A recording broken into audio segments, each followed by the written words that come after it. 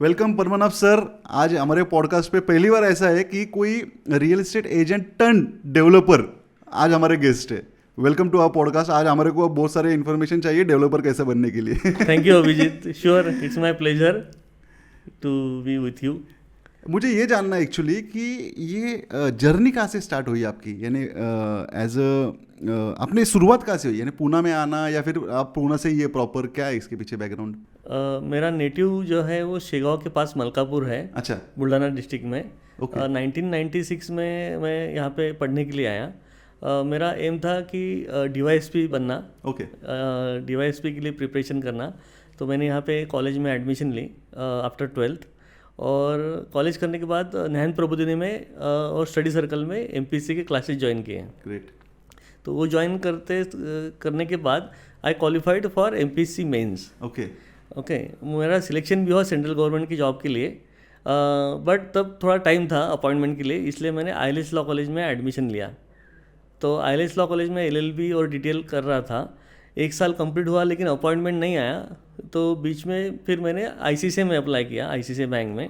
Home loan department में, कि legal knowledge भी आ जाएगा, प्रॉपर्टी पेपर भी देखने हो जाएंगे, और MPC होने के बाद लॉ का नॉलेज जो है वो आगे एडमिनिस्ट्रेटिव सर्विस में अपने काम आएगा। सही है। इसलिए मैंने लॉ ज्वाइन किया था और फिर ICCI ज्वाइन किया। तब से मेरा जर्नी स्टार्ट हुआ प्रोफेशनल करियर का। ओके।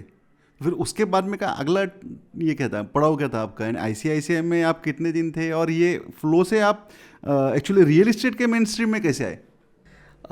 जब मैंने ICICI में ज्वाइन किया 2003 में। ओके। ICICI नई बैंक थी मार्केट में, और होम लोन उन्होंने प्रोडक्ट स्टार्ट किया था और मार्केट अच्छा चल रहा था। तो मुझे 2 महीने के लिए मुझे जॉब करना था वहाँ पे कि पूरे साल का खर्चा निकल जाए। बट मैंने ऐसे रियलाइज़ किया कि अगर यहाँ काम करेंगे तो अच्छा अपॉर्चुनिटी है, तो मैंने कंटिन्यू किया। ओके। और वो कंटिन्यू करते करते जॉब छोड़ना पड़ा मुझे, क्योंकि दोनों नहीं पॉसिबल हो रहा था। हाँ। और ICICI मैंने 4 साल निकाले वहाँ पे। I was top performer all over India. क्या बात है। तो फिर ICICI छोड़ने के बाद मैंने बजाज अलायंस ज्वाइन किया। वहाँ भी होम लोन चालू होने वाला था, वो नहीं हुआ। फिर मैं कोलते पाटिल में ज्वाइन किया। कोलते पाटिल डेवलपर में आपने कोलते पाटिल join डेवलपर, किया? क्योंकि होम लोन का नॉलेज था। हाँ। और other side of the table काम करने की मेरी इच्छा थी। ओके। इसलिए मैंने सोचा कि डेवलपर के पास भी काम करूं, और वो भी लिस्टेड कंपनी हुई थी तब। तो मुझे लगा अच्छा प्रोफेशनलिज्म होगा, तो इसलिए मैंने कोलते पाटिल डेवलपर ज्वाइन किया। क्या बात है। तो कोलते पाटिल डेवलपर के साथ आप कितने साल थे? करीबन 7 साल था वहाँ पे। I was handling site Life Republic, Stargaze, वाकट प्रोजेक्ट। ये प्रोजेक्ट मैंने हैंडल किए। अच्छा एक्सपीरियंस रहा वहाँ पे। In between I was with Sobha developers also. Okay. और Reliance Capital as an area manager for property solution department. Okay. तो ये 5 लिस्टेड कंपनी में मैंने काम किया, और फिर अच्छा एक्सपीरियंस आया। फिर मैंने सोचा कि अभी जॉब छोड़ के अपना खुद का कुछ ना कुछ चालू करना चाहिए। ओके। तो वो टर्निंग पॉइंट था आपका रियल एस्टेट में एज अ एजेंट आने के लिए? राइट। तो वो माइंडसेट क्या था रियल एस्टेट एजेंट बनने के पीछे?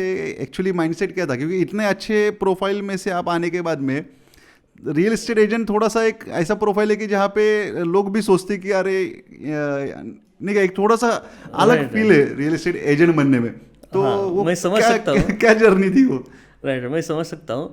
एक्चुअली मुझे भी लोग वही बोल रहे थे कि आप डेवलपर के पास क्यों आ रहे हैं पहले ICICI बैंक छोड़ के। हालांकि मैंने MBA किया है मार्केटिंग में सिम्बायोसिस से, और मैंने रियल एस्टेट मैनेजमेंट का कोर्स किया है royal institute of chartered servants London से। तो प्रोफेशनल नॉलेज हासिल करने के बाद मैं रियल एस्टेट की प्रैक्टिस करता था एज अ सेल्स ऑल्सो। मैंने ICICI बैंक से ही मेरा जॉब जो था वो बिजनेस करके ट्रीट किया। ओके। मुझे सैलरी से कम 5 या 6 टाइम ज़्यादा इंसेंटिव मिलता था। ओके। फर्स्ट सेकंड मंथ से ही। तो मेरा करियर वैसे ही एंटरप्रेन्योरशिप क्वालिटीज़ के अनुसार ही रहा। मैंने कभी भी जॉब 9 to 5 या 10 to 5 ऐसे ट्रीट नहीं किया। तो मुझे वो मोटिवेशन मिला, और थैंक्स टू माय बॉस कि उन्होंने मुझे बोला, जब मैं साइट हैंडल कर रहा था तो उन्होंने बोला कि आप अभी साइट पे मत बैठो, बाहर जाके हर महीने आपको 20 फ्लैट बेचना है। ओके। आपके कॉन्टैक्ट बेसिस पे आपका नेटवर्क यूज़ करो, और उसमें से आपको साइट पे से कुछ लीड नहीं मिलेगी, ब्रोकर्स की लीड नहीं मिलेगी। आपको खुद कॉर्पोरेट में जाके, सोसाइटीज़ में जाके 20 फ्लैट बेचना है। तो और मुझे फिर ऐसे लगा कि अरे मैं 20 फ्लैट बेचूंगा और कंपनी कमाएगी उस पर, तो मैं खुद क्यों ना चालू करूँ मेरा। सही है। राइट। मैं 2 भी फ्लैट बेचूँ हर महीने तो भी मुझे 2 लाख 2.5 लाख मिल जाएंगे, और सफिशेंट है मेरे लिए उतना। और आपका एक्सपीरियंस भी इतना हो चुका था वो टाइम राइट पे। राइट, मैंने हज़ारों फ्लैट बेचे हैं पूरे मेरे करियर में। अभी करीबन 21 साल में रियल इस्टेट में डायरेक्टली इनडायरेक्टली हूँ। तो तब मैंने सडनली जॉब छोड़ा और रियल इस्टेट कंसल्टेंट बनने का संकल्प लिया और चालू किया मेरा जर्नी 2014 में। अभी 10 साल से मैं खुद का कर रहा हूँ। बहुत सारे लोगों का एक्चुअली कॉमन मिसकंसेप्शन है रियल इस्टेट के बारे में कि एक रियल इस्टेट एजेंट बनना यानी थोड़ा सा एक लोगों के नज़र में थोड़ा अलग एक ही है। तो आपका इतना एस्टेब्लिश करियर था, इतने अच्छे सब चीज़ें थी, तो उसके बाद में एज ए एजेंट जब आप एस्टेब्लिश हो रहे थे तो उस टाइम पे कुछ हर्डन्स आपने फेस किए या फिर फैमिली से या दोस्तों से, या कि ये प्रोफाइल में क्यों आ रहे हैं? ठीक है, डेवलपर के पास थे पर आज एज ए एजेंट बोल के वो एक सीन, और दूसरा यानी कस्टमर्स जो है वो भी रियल इस्टेट एजेंट से डील करते हो थोड़ा अलग ही नज़रिए से देखा जाता है उनको, तो वो आपने कैसा टैकल किया वो सिचुएशन? अभी इतना अच्छा मेरा पोजीशन था कंपनी में, उसके बाद छोड़ा तो रिलेटिव्स फ्रेंड्स और सबने बोला कि अभी तू दलाल का काम करेगा क्या, एजेंट बन गया है, तू कैसे काम करेगा, ये तेरे पास ब्रांड नहीं है, तू अकेला कहाँ तक करेगा। तो मैंने उनको बोला कि सपोज मेरे पास एक मोटरसाइकिल है अच्छे ब्रांड की, मैं 100 किलोमीटर तक गाड़ी चलाऊँगा, लेकिन मेरे पास जो ताकत है, मेरा कॉन्फिडेंस जो है, मैं अगर पैदल भी चलने लगूँ तो 10 किलोमीटर चलूँगा और मेरे लिए उतना काफ़ी है, मैं 10 किलोमीटर ही चलूँगा रोज़, 100 किलोमीटर चलने की ज़रूरत नहीं है। ये सोच के मैंने चालू किया और मुझे लगा ऐसे कि लोगों को प्रोफेशनल कंसल्टेंसी की ज़रूरत है, उनको गाइडेंस करना चाहिए दैन एजेंसी और ब्रोकिंग ओनली। तो मैंने वो चालू किया और डिसाइड किया कि अभी अच्छा कंसल्ट करेंगे लोगों को और विन विन सिचुएशन करेंगे for developer, real estate consultant and customer. ये तीनों स्टेक होल्डर जो है रियल इस्टेट में वो सब खुश रहना चाहिए। ये सोच के मैंने रियल इस्टेट कंसल्टेंसी चालू किया। और फिर कस्टमर को मैं हमेशा बोलता हूँ कि अगर आपको कुछ ज़रूरत होती है या आपकी तबीयत ठीक नहीं होती, आप मेडिकल शॉप पे जाके डायरेक्ट दवाई नहीं लेते, या लेते भी है तो उसका साइड इफ़ेक्ट जो है वो शॉप वाला आपको बताता नहीं, यस एसिडिटी होती है, कुछ प्रॉब्लम होता है। इसलिए आप प्रोफेशनल डॉक्टर जो है एक्सपीरियंस उनके पास जाना चाहिए, वहाँ से कंसल्ट करके आपने दवाई लेना चाहिए, और मैक्सिमम लोग ऐसा ही करते हैं। तो व्हाई नॉट फॉर घर, हम घर लेते समय लाइफ टाइम की सेविंग हमारी लगाते हैं, उसमें हमारा सपना होता है घर बनाना। तो घर लेते समय भी जो रियल इस्टेट कंसल्टेंट है जिसको प्रोफेशनल नॉलेज है, तो आप इन्फॉर्म डिसीजन लीजिए, वो आपको सारा एनालिसिस करके देगा मार्केट का, और आप फिर अच्छा डिसीजन ले सकते हैं, जो आप फंसे नहीं, आपका सपना अच्छा तरह से साकार हो जाए। क्या बात है। एक्चुअली आपकी जर्नी में इतने सारे वर्टिकल्स आए, इतने सारी चीज़ें आपने किए, ICICI, बाद में फिर यानी बैंकिंग, होम लोन, डेवलपर, फिर रियल एस्टेट एजेंट, उसके बाद का जो मेन पड़ाव आया लाइफ में का कि एज अ डेवलपर, ये एक्चुअली आपने कैसा सोच लिया कि एज अ डेवलपर आप मुझे काम करना है? एक रियल एस्टेट एजेंसी चलाते वक्त एक आप मैंडेट में काम करते थे बराबर, ऐसा कुछ था आपके केस में कि आप मैंडेट्स ज़्यादा करते थे, वो करते करते अचानक डेवलपर बनने के बारे में आपने कैसे सोचा, या फिर पहले से ही सोच रखा था, या कुछ इसके पीछे की केमिस्ट्री अलग? नहीं, ये पहले से सोचा तो नहीं था, जस्ट रियल एस्टेट कंसल्टेंसी चालू की जॉब छोड़ने के बाद। ओके। तो मुझे पता था कि इसमें बहुत सारा पैसा लगता है, इसलिए वो सोचना भी हमारे लिए नहीं था कि इतना पैसा ही नहीं था। हम फार्मर फैमिली से बिलोंग करते हैं, तो इतना पैसा कैपिटल जो है हमारे पास नहीं था। लेकिन मेरा एक लगन था इस फील्ड में। 2005 से मैं हर साल एक फ्लैट या एक प्लॉट लेता था। अच्छा, as a investment? As a investment. मेरा सारा इन्वेस्टमेंट जो है 99% जो इन्वेस्टमेंट है वो रियल इस्टेट में ही है। मैं रियल इस्टेट मन से चाहता हूँ, 24 आवर्स रियल इस्टेट ही जगता हूँ। तो ये जो है मुझे काम करते करते कुछ फ्रेंड्स का फ़ोन आया, वो बोले कि अरे हम ऐसे एसोसिएशन कर रहे हैं, प्रोफेशनल रियल्टर्स ऑफ पुणे, जो कि नेशनल एसोसिएशन ऑफ रियल्टर्स की पुणे के चैप्टर होगा, आप उसमें ज्वाइन हो जाओ। मैंने एक सेकंड में नहीं लिया और बोला कि हाँ मैं ज्वाइन होता हूँ। तो I am first 20th member of professional realtors of Pune, और I was joint secretary in first body, and second tenure में मैं ट्रेजरर था ऐसे। तो तब जब भी हमारे चेयरमैन हैं मिस्टर रवि वर्मा सर, वो भी कभी भी बोलते थे कि today's broker is tomorrow's builder. तो मैंने वो लाइन याद रखी और लिख के लिया घर में डायरी में कि हमें कल बिल्डर ही बनना है, आज ब्रोकर है कल बिल्डर बनेंगे। और फिर ऐसे लगा कि lack of professionalism is there, so वहाँ पे अपॉर्चुनिटी है, हम भी डेवलपर बनना चाहते हैं और बन सकते हैं। और फिर रेरा आया, रेरा में मैंने कंसल्टेंसी चालू की क्योंकि रेरा के साथ ही रहना है, तो रेरा का पूरा पढ़ाई किया और हमने बहुत सारे डेवलपर्स को रेरा रजिस्ट्रेशन करके दिया, और कंसल्टेंट प्रोफेशनल जो रियल एस्टेट कंसल्टेंट है उनको भी रेरा रजिस्ट्रेशन सर्टिफिकेट किया। फिर मुझे पूरा एनालिसिस आ गया रियल एस्टेट इंडस्ट्री का, और कुछ फ्लैट्स थे मेरे, प्लॉट्स थे, वो बेच के मैंने कोथरूड में प्लॉट लिया और एक पार्टनर लिए उसमें, उनके साथ मैंने कंस्ट्रक्शन चालू किया। क्या बात है। एक्चुअली बहुत कम लोग हैं ऐसे कि जो ये सारा ऐसा जिसका वर्टिकली देखेंगे आप, हॉरिजॉन्टली वर्टिकली सब जगह से उन्होंने सब जगह का एक्सपीरियंस लिया है और उसके बाद में एक सर्टन हाइट अचीव की है। तो उसमें एक्चुअली आपने जो अभी बताया ये रियल एस्टेट एजेंट के लिए भी पॉसिबल है कि वो फ्यूचर में जाके एक डेवलपर बन जाए। पर डेवलपर्स के भी चैलेंजेस है, तो वो जो चैलेंजेस है, ठीक है, वो चैलेंजेस आपके नज़र में कब आए कि बाबा डेवलपर्स को क्या क्या चैलेंज है, या डे वन पे ही आपको सब पता था कि बाबा ये चैलेंजेस आने वाले हैं और उसको आपने ओवरकम कैसा किया है? आपके पहले प्रोजेक्ट के वक्त भी आपको हर्डन्स आए होंगे, सब चीज़ हो गए, उसके बारे में कुछ बताइए थोड़ा। जो चैलेंजेस थे उसके बारे में पता तो नहीं था, क्योंकि हम सेल्स करते थे और सेल्स के लिए रेडी टू कुक आता था कि ये रेडी डिश है, आप इसको बेचो, घर है, प्लान सैंक्शन है, आप इसको बेचो, तो हम बेचते थे। जो उसके बैकग्राउंड में होता था वो हमें पता नहीं था, लेकिन जब प्लॉट लिया तब से एक्सपीरियंस चालू हुआ कि ये कंस्ट्रक्शन के लिए प्लॉट लिया, आइडेंटिफाई किया, और उसके लिए कैपिटल जो है, capital scarcity is biggest challenge for developer. उसके बाद जो प्रोसेस है सैंक्शनिंग की, टाइम कंज्यूमिंग प्रोसेस है, वो सबसे बड़ा चैलेंज होता है, और फिर एग्जीक्यूशन चैलेंज इज़ देयर। तो ऐसे lot of challenges are there. मतलब सेल्स जो है वो सिर्फ 25% है, 75% जो है वो लैंड एक्वायर्ड करना, कैपिटल रेज करना और एग्जीक्यूट करना, ये सबसे ज़्यादा चैलेंजेस हैं। क्या बात है। एक्चुअली बहुत सारे रेरा के पहले के डेवलपर्स हैं जो आज एग्जिस्ट नहीं करते, और जितने भी बड़े ब्रांड्स हैं वो ग्रो करते जा रहे हैं। तो इसके पीछे ऑब्वियसली जैसे प्रोफेशनलिज्म, ये बहुत इंपॉर्टेंट चीज़ है। पर मुझे एक्चुअली एक सवाल आ रहा है मेरे दिमाग में जब से कि आपने सेल्स में भी काम किया है, आप डेवलपर भी है, मुझे कुछ आप ट्रिक्स बताइए कि एज अ कंसल्टेंट भी और एज अ डेवलपर भी आपको इस्तेमाल में आए हुए ऐसे कुछ सेल्स ट्रिक्स।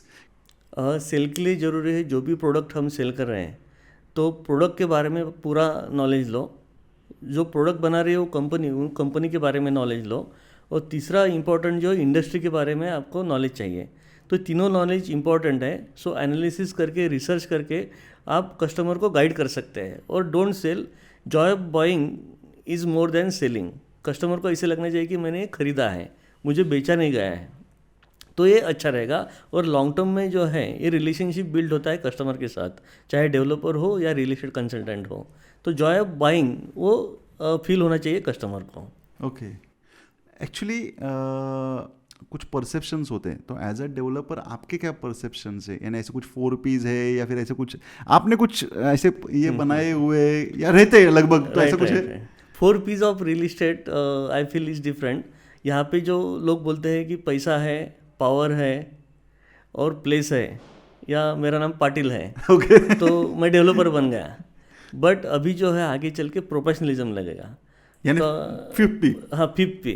तो आई प्राउडली से I am developer because I am having professional knowledge, okay, not just because of power, पैसा, पाटिल और प्लेस। ये बात एकदम सही बताई आपने। मुझे एक्चुअली ये जानना है कि आपने इतना एजुकेशन अलग अलग इसमें से लिया, जैसे आपने RICS से किया, जो लंदन एजुकेशन NAR की तरफ से है वो, और बाकी भी आपका एजुकेशन रियल एस्टेट से आसपास में आप अभी भी कुछ नया नया परस्यू कर रहे हैं। इसकी सच में एक्चुअली इंपॉर्टेंस है, कुछ फ़ायदा होता है ये सब चीज़ों का। As a real estate agent इन्होंने और भी एजुकेशन लेना चाहिए आज के दिनों में, ऐसा आपका क्या ख्याल है इसके बारे में? एजुकेशन इज़ मस्ट, बिकॉज ये जो इन्वेस्टमेंट होता है रियल एस्टेट में, कोई आदमी घर लेता है, अभी 1 करोड़ का घर लेता है या ऑफिस लेता है, तो वो बहुत बड़ी इन्वेस्टमेंट होती है। इसके लिए हमें कस्टमर को गाइड करना चाहिए, एजुकेट करना चाहिए, और उसलिए हमें आधा पहले आना चाहिए। जैसे मैं जॉब करता था तब मैंने वास्तु का कोर्स किया, प्रॉपर क्लास में जाके 6 महीने का वास्तु का नॉलेज लिया है। पहले लॉ का नॉलेज है, फिर MBA मार्केटिंग भी किया है मैंने, और रियल इस्टेट मैनेजमेंट कोर्स किया है royal institute charter surveyor's RICS from London. वो NAR इंडिया के एसोसिएशन में हमने डिस्काउंट में कोर्स किया है, अभी भी वो अवेलेबल है। और जितना हम लर्न करेंगे उतना हम, if you learn more you can earn more. और कस्टमर के लिए भी वो अच्छा होता है। कस्टमर को हम इन्फॉर्म डिसीजन लेने के लिए हेल्प कर सकते हैं, मार्केट एनालिसिस कर सकते हैं, फिजिबिलिटी स्टडी निकाल के डेवलपर को प्रपोजल दे सकते हैं हम, तो वो डिसीजन मेकिंग प्रोसेस जो है वो ईजी होता है। फिजिबिलिटी रिपोर्ट से एक्चुअली फिजिबिलिटी रिपोर्ट आप बहुत ज़रूरी बात बताई आपने, जैसे कि लैंड में वगैरह, पर आप पर्टिकुलरली फिजिबिलिटी रिपोर्ट को कितना इंपॉर्टेंस देते हैं या कितनी इंपॉर्टेंस देना चाहिए एज अ एजेंट ने? बहुत ज़्यादा इंपॉर्टेंस देना चाहिए, क्योंकि कोई भी प्रपोजल अगर हम देते हैं डेवलपर को पर्टिकुलरली इन लैंड, तो फिजिबिलिटी स्टडी इज़ मस्ट, कि मार्केट एनालिसिस करके लोकल एरिया वहाँ पे क्या रेट है प्रॉपर्टीज़ के, लाइक फ्लैट्स बना सकते हैं हम, तो फ्लैट किस रेट से हम बेच पाएंगे, हु विल बी बायर, और कमर्शियल अगर बनाना है तो कमर्शियल यहाँ पे क्या चलेगा, और वो लैंड को किस जोन में है, उसका कन्वर्जन होगा क्या, क्या एफएसआई मिलेगा, टीडीआर क्या रेट से वहाँ पे मिल सकता है, कितना टीडीआर लोड हो सकता है, कितनी बड़ी बिल्डिंग बन सकती है, ये सारा फिजिबिलिटी स्टडी में आ सकता है। तो इसके बाद डेवलपर आपको कोई भी छोड़ेगा नहीं अगर आप इन्फॉर्म डॉक्यूमेंट्स उनको देंगे फॉर डिसीजन मेकिंग, तो ये अच्छा रहेगा। एक थोड़ा सा और आगे जाके इसमें इसी सवाल पूछता हूँ, आपने आपके ये पूरे लाइफ जर्नी में एज अ जॉब में या फिर आपके इसमें ये फिजिबिलिटी रिपोर्ट कहीं इस्तेमाल किया है, इससे कुछ बेनिफिट आपको पर्सनली या फिर आपके डेवलपर को या फिर आपके कस्टमर को मिला है, ऐसा कुछ एक्सपीरियंस है? जैसे मैंने बोला कि मैंने 5 लिस्टेड कंपनीज़ में काम किया है, उसमें से 2 लिस्टेड कंपनीज रियल इस्टेट की थी। एक में वाघोली, एक रियल इस्टेट कंपनी की वाघोली में लैंड थी लोगांव क्वेरीज के पास, तो उनका एक्सपेक्टेशन 2010 में 5,000 रुपये रेट पर स्क्वायर फीट था। अच्छा। और आई was handling before that 1 project in Wagholi only, तो मुझे वो पता था उस एरिया में जो है 5,000 रुपये रेट तब नहीं मिल सकता था, क्योंकि अच्छे डेवलपर के दोनों डेवलपर वहाँ पे 2700 रुपये 2500 रुपये से फ्लैट बेच रहे थे, और इनको डबल तो रेट नहीं मिलेगा, 15-20% ब्रांड का वो ले सकते हैं बट नॉट 100%, तो उन्होंने वो लैंड बेच दी। वैसे सेम दूसरे डेवलपर की भी लैंड फुरसुंगी में थी वहाँ पे, और एक बड़े डेवलपर की 400 एकड़ लैंड थी। वो बोले इनकी 400 एकड़ लैंड है, उनका बड़ा टाउनशिप बनेगा, उनके बाजू में अपना भी टाउनशिप बनेगा। तो हमने रिपोर्ट बनाया, उनको बोला कि आप ये लैंड मत रखो, यहाँ पे प्रॉस्पेक्टिव अच्छा नहीं है, और वो जगह फिर उन्होंने बेच दी। और आफ्टर 15 ईयर्स वो 400 वाला डेवलपर जो था, 400 एकड़ वाला, वो डेवलपर का भी वो प्रोजेक्ट फेल हो गया। क्या बात है, तो इतना इंपॉर्टेंस है इसका इस्तेमाल हुआ है, not just for taking positive decision for buying land, but we have to exit also some time. क्या बात है, सही है। मुझे फ्यूचरिस्टिक जो रियल एस्टेट के जो ट्रेंड आने वाले, तो आपका नज़रिया मुझे जानना है कि आप कैसे देख रहे हैं कि कौन से ट्रेंड, यानी आप बेटरली एजुकेट है, आप नए नए ट्रेंड्स देख रहे हैं, आप NAR से रिलेटेड है, आप क्रीडाई में भी मेंबर है, आप बहुत सारे जगह से दिन भर आप रियल एस्टेट से ही जुड़े हैं, तो आने वाले ट्रेंड आपको क्या दिख रहे हैं, क्या क्या नया आने वाला है? अभी हमारे क्रीडाई के इवेंट होते हैं, उसमें नॉलेज सेशन होता है, नरेडको का भी मैं मेंबर हूँ, वहाँ पे भी नॉलेज सेशन अच्छे होते हैं, और NAR इंडिया भी कॉन्फ्रेंस अटेंड, अभी मैंने गोवा में कॉन्फ्रेंस अटेंड की, वहाँ 2 दिन अच्छा नॉलेज सेशन हुआ। तो रियल इस्टेट में अगले मिड टर्म में, मतलब 5 साल के अंदर मुझे ऐसा लगता है कि यूनिटाइजेशन होगा। जैसे शेयर मार्केट में शेयर जो थे वो पेपर पे थे, वो डिजिटल हो गए। हाँ। तो वो एक होने की चांसेस है, और फ्रैक्शनल इन्वेस्टमेंट जो है, फ्रैक्शनल ओनरशिप इसमें आने की चांसेस ज़्यादा है। अभी वो चालू हुआ है but not for all, 25 lakh and above अभी वो ओपन है। और दूसरा ये जो है रिस्ट्रक्चरिंग ऑफ रियल इस्टेट, वो एक अच्छा होगा, और क्राउड फंडिंग चालू हो जाएगा रियल इस्टेट में। रिस्ट्रक्चरिंग एग्जैक्टली आप उसको थोड़ा सा और ब्रेक डाउन कर पाएंगे, एग्जैक्टली क्या? रिस्ट्रक्चरिंग मीन जैसे हम म्यूचुअल फंड शेयर मार्केट में रिस्ट्रक्चर करते हैं, नॉन परफॉर्मिंग एसेट जो है we convert that into high performing asset, okay, high yield के लिए। वैसे ही रियल इस्टेट में हम कर सकते हैं। सपोज किसी ने 2003 में एक फ्लैट लिया, तो average age of loan in India is 8 years. 8 साल में लोन खत्म हो जाता है लोगों का जनरली। 20 साल का भी लिया रहेगा तो 8 साल में खत्म हो जाता है। तो उसके बाद और आदमी एक फ्लैट लेता है, और 10 साल के बाद और तीसरा फ्लैट लेता है। तो इमोशनल बाइंग अटैचमेंट रहती है उनके साथ, तो वो बेचते नहीं। बट रेसिडेंशियल रियल इस्टेट में 2-2.5% से ज़्यादा रेंटल यील्ड आता नहीं। इसलिए हम लोगों को बोलते कि अभी आपके पास 4 प्रॉपर्टीज़ हैं, तो चारों प्रॉपर्टी का प्रेजेंट वैल्यूएशन और फ्यूचर एक्सपेक्टेड प्राइस क्या रहेगी, इसका एप्रिसिएशन कितना होगा और यील्ड कितना है, तो हम डिटेल स्टडी देते हैं कस्टमर्स को और उनको सजेस्ट करते हैं कि आप ये प्रॉपर्टी से एग्जिट हो सकते हैं और high yielding property like commercial premises है, ऑफिस स्पेस है, उसमें आप इन्वेस्ट कर सकते हैं या प्लॉट के इसमें भी इन्वेस्ट कर सकते हैं। तो ये रिस्ट्रक्चरिंग इज़ न्यू कंसेप्ट और ये करना चाहिए लोगों को। ओके ये एक अलग पॉइंट था जो आज पहली बार मैं सुन रहा हूँ ये सब चीज़ों में। एक्चुअली क्लाइंट जब प्रॉपर्टी खरीदने आता है, कमर्शियल हो या रेजिडेंशियल हो, कौन से ऐसे फैक्टर्स है कि जो उसको बैक ऑफ द माइंड ध्यान में रखना चाहिए? आपने भी रियल एस्टेट में खुद एज ए इन्वेस्टर भी बहुत सारे प्रॉपर्टीज़ लिए, तो आप भी जब प्रॉपर्टी खरीदते थे तो आपका पॉइंट ऑफ व्यू क्या रहता था कि अब कौन से चीज़ों को ज़्यादातर तवज्जो देनी चाहिए कि मेनली ये चीज़ों देखो, ये थोड़ी चीज़ें ये 19-20 भी चल जाएंगी, तो ऐसे कुछ पॉइंट्स आप बता पाएंगे? तो हमें लिख के रखना चाहिए कि हमारे प्रायोरिटीज़ क्या है डिसीजन लेने से पहले कस्टमर को। तो हम रियल एस्टेट कंसल्टेंट उनको एजुकेट करते हैं कि अगर हम होम बाय करना चाहते हैं तो घर खरीदने के लिए सबसे पहले हम लोकेशन देखते हैं। लोकेशन इम्पॉर्टेंट है और घर हम है फैमिली के लिए खरीदते हैं, not for the company, right. तो फैमिली इज़ इम्पॉर्टेंट। फैमिली के लिए क्या चाहिए फिर? फैमिली के लिए चाहिए सोशल इंफ्रास्ट्रक्चर, कल्चर और नेचर। सोशल इंफ्रास्ट्रक्चर में आता है school, hospital, garden, temple, restaurant, shopping, entertainment facility. ये नज़दीक होनी चाहिए घर से, तो वो फैमिली खुश रहेगी। तो सबसे पहले ये प्रायोरिटी में देखना चाहिए। उसके बाद उस एरिया में जो लोग रहते हैं नेबरहुड में, उनका कल्चर कैसे है, वो कल्चर हमारे फैमिली से मिलना चाहिए, तो ही हमें उस एरिया में रहना चाहिए। तो कल्चर इज़ मस्ट। थर्ड जो है, अगर हमें नेचर भी मिलता है, जैसे हिल के पास है, लेक है, नदी है और अच्छा क्लाइमेट है, तो ये टॉपिंग होता है उसमें। तो ये अभी जैसे पोल्यूशन बढ़ रहा है तो हमें कॉशियस रहना चाहिए नेचर के लिए भी, कि नेचर के पास अगर हम रहेंगे तो ऑक्सीजन अच्छा मिलेगा और फ्रेश रहेंगे हम। तो सोशल इंफ्रास्ट्रक्चर, कल्चर और नेचर, ये त्रिसूत्री जो है वो घर खरीदने के लिए हमने देखनी चाहिए। और कमर्शियल जो है, कमर्शियल में हम तो रिटर्न देखते हैं, पैसिव इनकम कितना मिलेगा हमें लॉन्ग टर्म के लिए, एप्रिसिएशन कितना आएगा और क्या पोटेंशियल है और प्रोडक्ट कैसा है। Don't go always for deal, go first for product and then buy deal. क्या बात है। आपने जैसा बताया कि आपने वास्तु का भी एजुकेशन लिया, ये है कुछ वास्तु के फैक्टर्स जो सच में डे टू डे लाइफ में कस्टमर ने उसको इतनी तवज्जो देनी चाहिए? क्योंकि आप एज अ रियल्टर भी काम कर चुके हैं, आप एज अ डेवलपर भी है, हर जगह पे पॉसिबल नहीं है कि आपको वास्तु के हिसाब से बिल्डिंग आप बना पाएंगे। पर ये कितना वास्तु देखना चाहिए या कितने पैरामीटर्स तक ठीक है वास्तु देखना? उससे ज़्यादा पॉसिबिलिटी या सोचना भी नहीं चाहिए उससे आगे जाने के बारे में? क्योंकि आप डेवलपर के पॉइंट ऑफ व्यू से भी बता पाएंगे मुझे, कंसल्टेंट के पॉइंट ऑफ व्यू से बोल पाएंगे, और आप एक इन्वेस्टर भी थे और आपने एजुकेशन भी लिया है इससे, तो आप थोड़ा सा इसको मिक्स मैच करके मुझे उसमें से बता दीजिए कुछ। वास्तु का जो नॉलेज है वो बहुत ही अच्छा है। हमारे एंसेस्टर ने करीबन 5000-7000 साल पहले वो सब लिखा है। But speed of change is rapid now.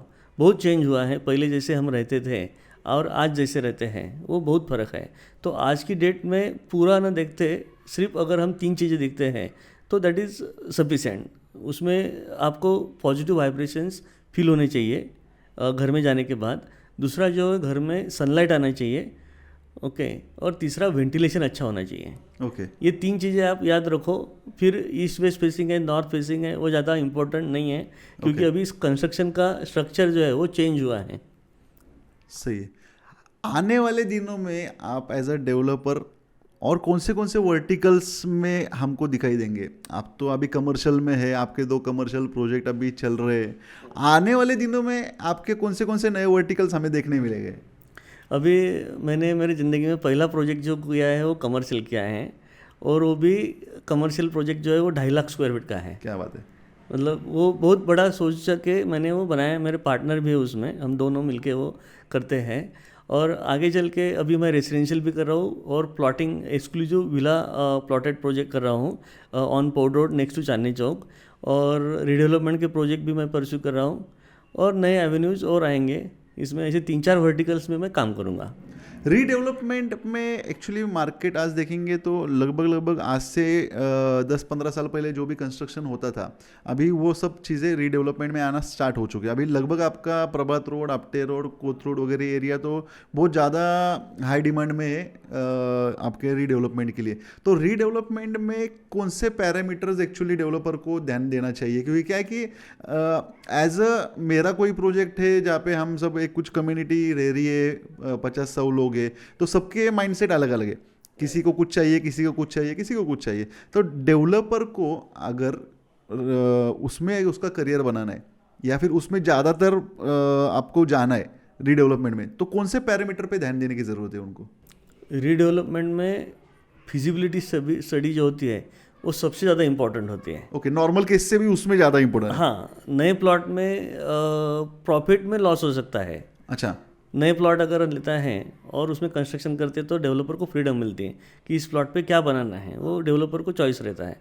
But redevelopment जब रहता है तो वहाँ पे एग्जिस्टिंग मेंबर जो रहते हैं पहले उनको सेटिस्फाई करना है, एज़ पर देयर डिमांड वहाँ पे डिज़ाइन बनानी पड़ती है और फिर एज़ पर मार्केट रिक्वायरमेंट हमें फ्लैट्स या ऑफिसेस की डिज़ाइन बनानी पड़ती है। वहाँ पे फ्रीडम कम रहता है, लेकिन रीडेवलपमेंट जो है वो बहुत कॉशियसली करना पड़ता है, तो ही वहाँ पे सक्सेस मिलता है। और माइक्रो मार्केट जो है उस एरिया का वो स्टडी करके ही हमने रीडेवलपमेंट करना चाहिए। सब जगह रीडेवलपमेंट नहीं हो सकता, उसके लिए भी कुछ फार्मूला है कि लैंड का रेट क्या होना चाहिए और वहाँ पे सेल का रेट क्या होना चाहिए, और भी कंजर्वेटिव कैलकुलेशन करके हमें डिसीजन लेना पड़ता है। अगर 10,000 के नीचे रेट है फ्लैट का तो वहाँ पे रीडेवलपमेंट परवड़ता ही नहीं, क्योंकि कंस्ट्रक्शन कॉस्ट बढ़ गई है और टीडीआर कॉस्ट भी बढ़ गई है, तो वो परवड़ना चाहिए। नहीं, ये बात सही जो आपने बताई। वो एक और चीज़ मुझे जाननी है, आपने इतने सारे दिनों का ये तो सब आप हुआ है, पर बेटर क्या है आपके हिसाब से? रेसिडेंशियल, कमर्शियल, दोनों में से ज़्यादातर लोग हमेशा एक मिडिल क्लास फैमिली या जो भी है वो ज़्यादातर रेसिडेंशियल में जाती है। कुछ उनका माइंडसेट ये रहता है कि हम कमर्शियल नहीं खरीद सकते क्योंकि कमर्शियल का बैंक्वेट बड़ा है, पैसा बड़ा लगेगा, उसको सस्टेनेंस चाहिए, बाकी चीज़ें चाहिए। पर्सनली आप इसके ऊपर कुछ बोल पाएंगे कि एग्जैक्टली कैसा सोचना चाहिए और इसका कुछ अंदाज आप दे पाएंगे? बताता हूँ मैं आपको। मैंने जैसे आपको बोला कि हज़ारों फ्लैट बेचे हैं और ख़ुद का कमर्शियल प्रोजेक्ट है और वो मैं ही बेच रहा हूँ, तो उसमें अच्छा एक्सपीरियंस है। रेसिडेंशियल बाइंग जो होती है वो नीड बेस और इमोशनल बाइंग होती है। वहाँ पे जैसे नीड है फैमिली की और एबिलिटी है, आपकी विलिंगनेस है, तो डिमांड क्रिएट होती है। लोग घर खरीदते हैं और घर खरीदना ही चाहिए, सबके पास एक घर रहने के लिए होना ही चाहिए। बट सेकंड होम जो है, सेकंड फ्लैट है, थर्ड फ्लैट है, उसकी ज़रूरत नहीं है। तो कमर्शियल जो है, कमर्शियल में there is no need of need, only ability is important. ये प्रोफेशनल डिसीजन होता है। और वर्ल्ड वाइड जो हाई नेटवर्थ इंडिविजुअल है उनके पास 43% जो पोर्टफोलियो है वो रियल एस्टेट कमर्शियल में ही है। अच्छा, यानी उनका जो भी कुछ 100% अगर आप ले लो तो उसमें से 43% कमर्शियल रियल एस्टेट में है। ओके। बाकी कुछ स्टॉक मार्केट में होगा, कुछ गोल्ड में होगा, कुछ लैंड में होगा, कुछ घर होंगे, ऐसा उनका पोर्टफोलियो रहता है। तो कोई भी डेवलपर आप देखो ज़्यादा से ज़्यादा कमर्शियल नहीं बेचता, वो अपने पास होल्ड करके रखते हैं खुद के पास। राइट। क्यों? क्योंकि उसमें पैसिव इनकम अच्छा मिलता है, रेंटल इनकम अच्छा मिलता है, यील्ड अच्छा होता है। तो वो जो है कैश का वो है, दूध देने वाली गाय जैसी रहती है, वैसे कमर्शियल प्रोजेक्ट होता है। तो उसमें 6 to 7% रेंट और एप्रिसिएशन, ऐसे यील्ड आपको 12 से 15% तक मिल सकता है। वेयर एज रेसिडेंशियल प्रॉपर्टीज़ में 2 से 2.5% तक रेंट मिलता है और एप्रिसिएशन 3 से 4%, मतलब 5 से 7% हमको यील्ड मिलेगा। वो बहुत ही कम है, बट रहने के लिए घर चाहिए ही चाहिए और इन्वेस्टमेंट के लिए आप कमर्शियल लो। क्या बात है। पुणे रियल इस्टेट आप कहाँ देख रहे हैं आते हुए सालों में? आज तक का पूरा जर्नी भी देखा है आपने इतने सालों में पुणे में, 21 साल हो गए आपको पुणे में। राइट। तो अभी तक आपने देखा, फ्यूचर कहाँ जाएगा? एज ए डेवलपर भी आप बताइए मुझे कि क्या है ये सीन आगे पुणे का, क्या लग रहा है आपको? Pune is number 1 liveable city in India. Quality of life is number 1 because of blessing of God by gift of rivers and Sahyadri ranges. Pune is the only city having surplus water supply. Pune में जो है हमारे पास 5 या 6 नदियाँ हैं, जिसमें हम अगर नॉर्थ से साउथ जाएंगे तो सबसे पहले इंद्रायणी नदी आती है, फिर पवना आती है, मूड़ा, मुठा और नीरा।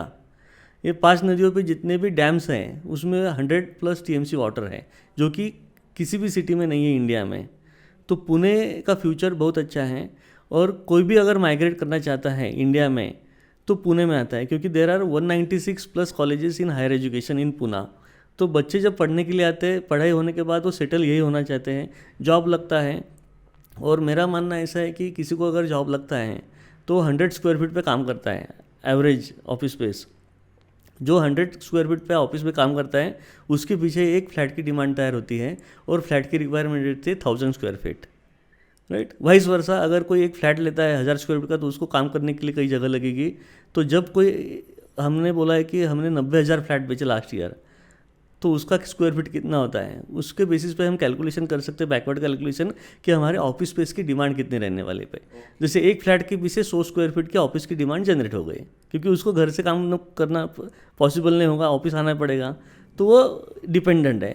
और इंडिया का पॉपुलेशन जो है अराउंड 140 करोड़ है।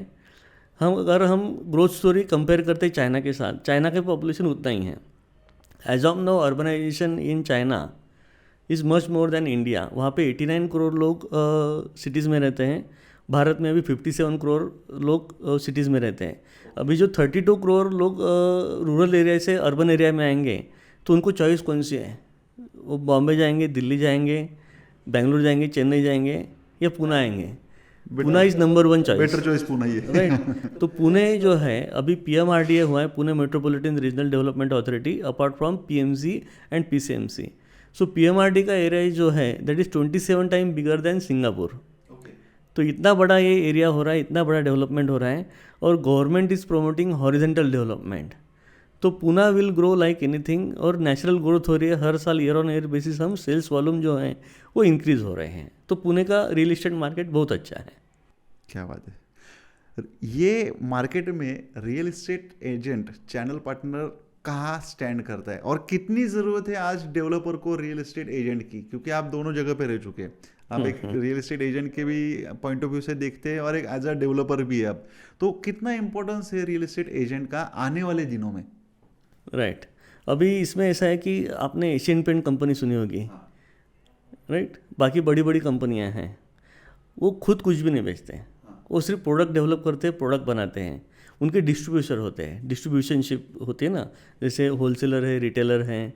तो रियल इस्टेट में भी जो है आगे चल के डेवलपर सिर्फ प्रॉपर्टी बनाएंगे, और रियल इस्टेट कंसल्टेंट जो है, channel partners, they will sell the property. जिसका डिस्ट्रीब्यूशन नेटवर्क बढ़ा, वो डेवलपर ज़्यादा सक्सेसफुल होगा। आप नंबर्स निकालेंगे तो percentage is growing year and year, कि रियल इस्टेट कंसल्टेंट का कॉन्ट्रीब्यूशन ज़्यादा बढ़ रहा है। तो ये आगे चल के अच्छा ही रहने वाला है, और without channel partner real estate industry रहेगी ही नहीं। सही बात बोला आपने। एक्चुअली ये भी एक आपका जो पॉइंट ऑफ व्यू था ये बराबर है। और भी बहुत सारे डेवलपर है कि जो प्रोडक्ट बनाते हैं, और कुछ ऐसे भी डेवलपर आ रहे हैं जो प्रोडक्ट भी नहीं बनाते, जो सिर्फ आज के डेट में लैंड परचेस कर रहे हैं, वो प्रोडक्ट डेवलप करने के लिए वो थर्ड डेवलपर को देते हैं, और वो उसके बाद में सेल करने के लिए किसी और को देते हैं, ब्रांड नेम यूज करते हैं। हाँ, सिर्फ ब्रांड नेम यूज कर रहे हैं। तो ये भी एक नया वर्टिकल है कि जो डेवलपमेंट मैनेजमेंट मॉडल बोलते हैं, DM मॉडल बोलते हैं। उसके बारे में थोड़ा सा आप जानकारी दे पाएंगे कि कैसा वर्कआउट होता है वो? DM मॉडल क्या होता है, जो लैंड ओनर होता है वो लैंड बेचना नहीं चाहता, और कंस्ट्रक्शन की उनके पास एक्सपर्टाइज नहीं रहती। ओके, पैसा है बट उनके पास ब्रांड नहीं है। तो जो ब्रांडेड डेवलपर है वो वहाँ उनके साथ एसोसिएशन करते हैं।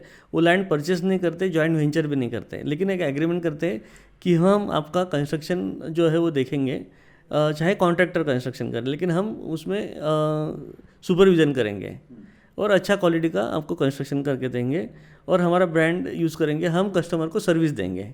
आपकी सिर्फ लैंड रहेगी, और उसमें परसेंटेज आपको मिलेंगे, कुछ परसेंटेज हमें मिलेंगे। This is DM model. Actually आपने आपकी करियर की शुरुआत ही फाइनेंस से की थी, और रियल इस्टेट में फाइनेंस इज़ द बैकबोन, और फाइनेंस में भी बहुत सारे नए नए वर्टिकल्स आ रहे हैं। आपने कोलते पाटिल डेवलपर के साथ काम किया, उन्होंने मेरे ख्याल से इंडिया में पहली बार ही फंड्स से ICICI के साथ टाइप किया था, और आप ICICI से ही थे। तो थोड़ा सा फाइनेंस को आप रियल इस्टेट से जुड़ के मुझे क्लियरिटी दे पाएंगे, यानी हमारे जो व्यूअर्स है उनको एक पता चले कि अब फाइनेंस का रोल कितना बड़ा है रियल इस्टेट में, और फाइनेंस के बाद में ही रियल इस्टेट ग्रो होना स्टार्ट हुआ। वो एक टर्निंग पॉइंट भी आपने देखा है, क्योंकि आप दो वो बाजू में थे उस वक्त। तो इसको थोड़ा सा आपकी नज़रिए से मुझे बताइए। Finance is a fuel of any industry. Okay. और फाइनेंस जो होता है वो किसी भी इंडस्ट्री का बैकबोन होता है, सेल्स जैसे फेस होता है। हम बोलते हैं कि sales is a face of any company.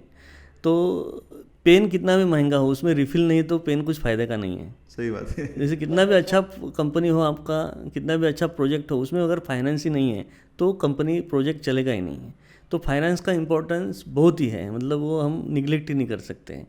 और जैसे मैंने बोला कि डिमांड कैसे जनरेट होती है, तो डिमांड जनरेट होती है उसके लिए नीड होनी चाहिए। नीड को तो सबको रहती है कि घर को घर लेना है, महल लेना है, बंगलो लेना है, गाड़ी लेनी है, बट पैसे नहीं है।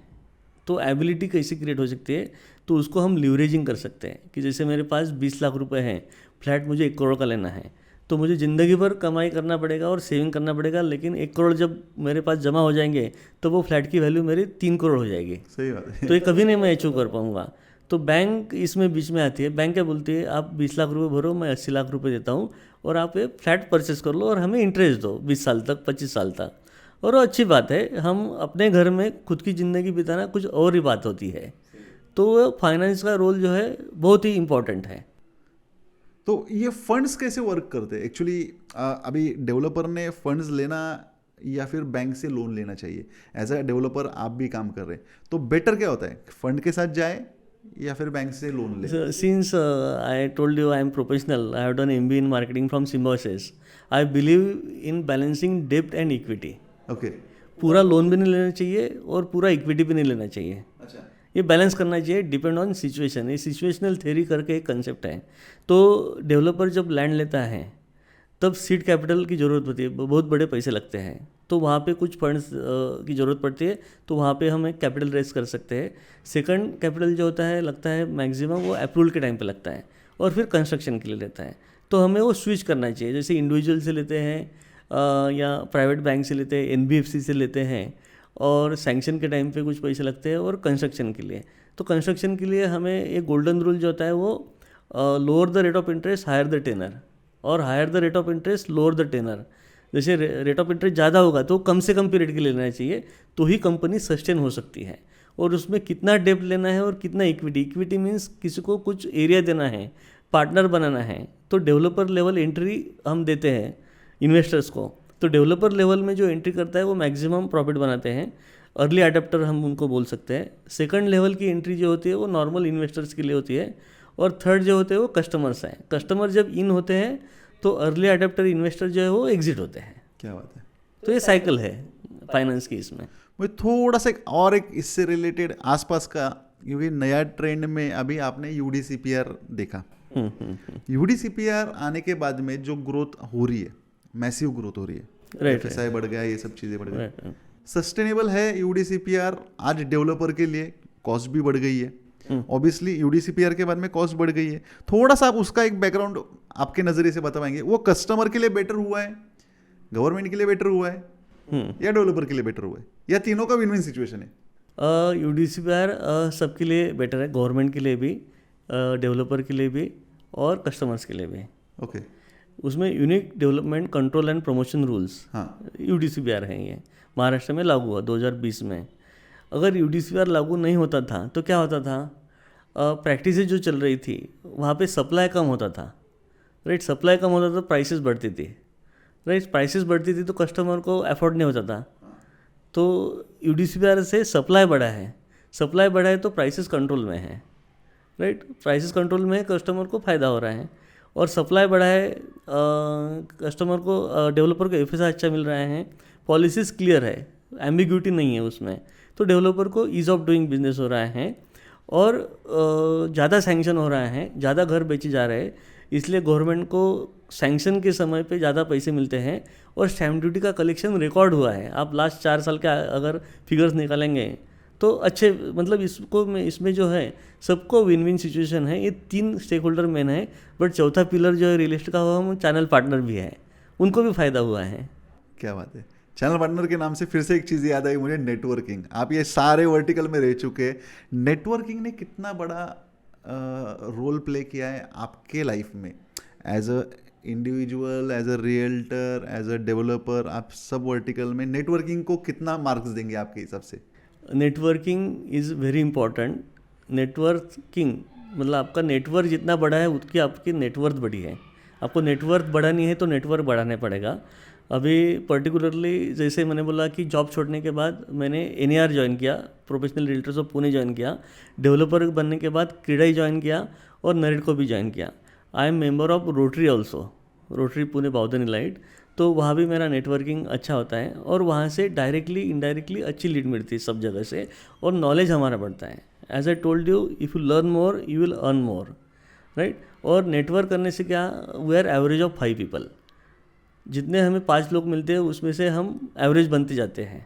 ये हमारा फिलोसॉफी या नेचुरल ये बोलेंगे हम उसको, वो है। तो जितना आप अच्छा नेटवर्क बनाएंगे उतना अच्छा आप ग्रो कर पाएंगे। Collaboration is future. ग्रेट। आपने इतने सारे यूनिट्स में सेल किया है, आज डेवलपर भी है। जो लोकल मार्केट है वो लोकल मार्केट छोड़ के, मुझे पता है कि आप जब जिस वक्त LR में थे या फिर स्टार गेज में थे, आपके वक्त एक नया ये था कि आप ये सबब मार्केट में भी काम करते थे। कोल्हापुर, सोलापुर, सांगली, सातारा, ये सब एरियाज़ में भी आपने ये सब मूवमेंट्स चालू कर दी थी। उस वक्त मैंने पूना में किसी को देखा नहीं वो सब चीज़ें करते हो। तो ये कितना यानी उससे कितना फ़ायदा हुआ उस वक्त, या आज भी आप पर्टिकुलरली वो यूज़ कर रहे हैं आपके इसमें, ये सबब मार्केट में मार्केटिंग करना, ये सब चीज़ों से फ़ायदा होता है? दूसरे डेवलपर ने करना चाहिए या चैनल पार्टनर ने क्या हिसाब से उसको देखना चाहिए आज? सबने करना चाहिए और एक्स्ट्रा एफर्ट्स बोलते हैं उसको, वो करना चाहिए। लोग बोलते कि मैं बहुत लकी हूँ, मैं भी फील करता हूँ, बट लक जो होता है that is nothing but your balance of previous hard work, जिसका आपको रेम्यूनरेशन नहीं मिला है। ओके, तब नहीं मिला था लेकिन अब मिल रहा है। तो आपका वो लक फैक्टर में जो है वो प्रीवियस हार्ड वर्क बैलेंस था, उसका रेम्यूनरेशन वो आज हमें मिल रहा है। क्या बात है। ओके, और हमारे प्रीवियस, जैसे मैंने बोला कि मैंने डे 1 से जॉब कभी ट्रीट नहीं किया, जॉब को भी मैंने बिजनेस ही ट्रीट किया, इसलिए मैं ग्रो हो पाया जल्दी से, राइट। तो लेमैन ब्रदर कोलैप्स होने के बाद मार्केट के होप्स सब खत्म हो गए थे 2008 में। तो फिर कस्टमर साइड पे नहीं आते थे। हाँ। और स्वाइन फ्लू भी था तब, दोनों प्रॉब्लम थे। तो फिर हमारे डेवलपर ने हमें सिखाया कि आप मार्केट में जाओ, कस्टमर आपके पास नहीं आ रहा है ना, आप कस्टमर के पास जाओ। तो मुझे पहले ICC में आदत थी कॉर्पोरेट मार्केटिंग करने की, तो आई स्टार्टेड कॉर्पोरेट मार्केटिंग। तो रांजनगांव MIDC एरिया, नगर रोड, पूरा MIDC एरिया हमने किया, कोपरगांव, नगर, जलगांव, कोल्हापुर, औरंगाबाद। वहाँ जाके चैनल पार्टनर्स को मिले, डॉक्टर्स को मिले, चार्टर्ड अकाउंटेंट्स को मिले, उनके साथ नेटवर्क बनाया अच्छा। और गवर्नमेंट ऑफिसेज से हमने लीड जनरेट किए। तो 23 एक्टिविटी करने के बाद हमने 200 फ्लैट भेजे थे 3 महीने में। क्या बात है। ये बाहर के बाहर ही, साइट पे आके नहीं, बाहर के बाहर ही। तब से कॉन्फिडेंस अच्छा बिल्ड हुआ है और हम जितना एफर्ट्स करेंगे और इनोवेटिव एफर्ट्स करेंगे उतने हमें अच्छे रिजल्ट आएंगे। क्या बात है। मुझे फाइनली आपकी सक्सेस स्टोरी जाननी, एक कोई ऐसी आपकी स्टोरी, सक्सेस स्टोरी जो आपको बैक ऑफ द माइंड हमेशा याद आती कि आप वो नहीं क्या भूल नहीं पाएंगे रियल एस्टेट में। अच्छा, मैं मेरी खुद की बताऊँ पहले। हाँ। सक्सेस स्टोरी जो है, मतलब मुझे सबसे ज़्यादा बेनिफिट जो मिला है सर्विस करने का, तो I was giving good service to all my customers. तो लाइफ टाइम कस्टमर्स मुझे याद रखते हैं। Because of extra service customer ने मुझे उनके वाइफ की सिस्टर के साथ मैरिज करने का ऑफर किया। क्या बात है। तो वैसे मुझे मेरी वाइफ मिली। अच्छा। मेरी धर्मपत्नी जो है शीतल, वो भी मेरे साथ देती है बिजनेस में, और हम दोनों रेरा रियल एस्टेट कंसल्टेंट है, रेरा सर्टिफाइड एजेंट है। हम 10 साल से साथ में ही काम करते हैं। ओके, तो वो एक सक्सेस है मेरे लिए। सबसे ज़्यादा सर्विस का इम्पोर्टेंस है, वो कितना सर्विस हमें देना चाहिए। दैट इज एक्स्ट्रा वर्क का हार्ड वर्क का एफर्ट्स का लक मिला है मुझे। सही। ओके, तो वो एक है। दूसरा, जब मैं सोल सेलिंग कर रहा था तो जो मेरे मैंडेट प्रोजेक्ट थे उसमें जो मेरी रिस्पॉन्सिबिलिटी थी सेल्स की, अपार्ट फ्रॉम सेल्स मैंने TDR की रिस्पॉन्सिबिलिटी ली, बाकी रोड वाइडनिंग की रिस्पॉन्सिबिलिटी ली कि क्या होता है क्या नहीं। उसके कारण कुछ प्लॉट ओनर्स की मेरी पहचान हो गई और वो प्लॉट मैंने परचेज़ कर लिए। तो मुझे डेवलपर बनने का चांस मिला। तो एक्स्ट्रा रिस्पॉन्सिबिलिटी लेने के बाद मुझे वो मिला। और सक्सेस जो है, प्लॉट लेने के बाद UDCPR लागू हुआ और मुझे और अच्छा ज़्यादा अपॉर्चुनिटी मिला है। यानी आपका बोलना है कि run extra mile. Yes, always that will count today और tomorrow. Today you will get remuneration और consideration for that, but if you don't get, don't worry, वो आपके लक फैक्टर में जमा हो रहा है। सही है, यानी बैंक में आपका बैलेंस बढ़ रही है। अगर अच्छा काम करते रहेंगे तो लक की बैंक बहुत बड़ी होती है। सही, आज बहुत सारी नई चीज़ें एक्सप्लोर करने मिली, नया नॉलेज बैंक खुल गया हमारे लिए भी और हमारे व्यूअर्स के लिए भी। Thanks sir ji, thanks for आज सच में आज का बहुत अलग ही पॉडकास्ट हुआ है। Thank you, it's my pleasure. Thanks. Thank you Abhijit.